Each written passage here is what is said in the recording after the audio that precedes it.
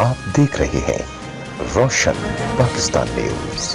इस वक्त जिला सांगड़ के तमाम छोटे बड़े शहर जिनमें शाहपुर, चाकर, शहजादपुर, टंडो, आदम, जाम, नवाज अली, किपुर समेत शहरी और दही इलाकों के अंदर इंतजामिया की जानिब से मुकम्मल शटर डाउन जहाँ पर जो है वो लॉकडाउन किया गया। जबकि शहर के आने और जाने वाली जो ट्रांसपोर्ट के साथ इंटरसिटी ट्रांसपोर्ट है वो भी मुकम्मल तौर पर बंद है।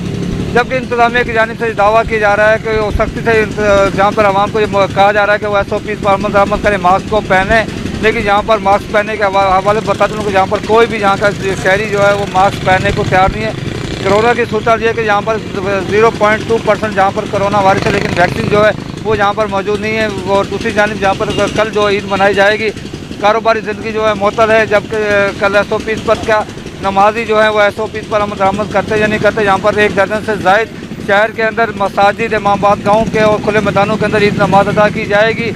जबकि जब जो गुज़िश्ता रात जहाँ पर जो तराबी अदा की गई थी तो किसी भी तरह का SOP पर अमल दरामद नहीं किया गया था।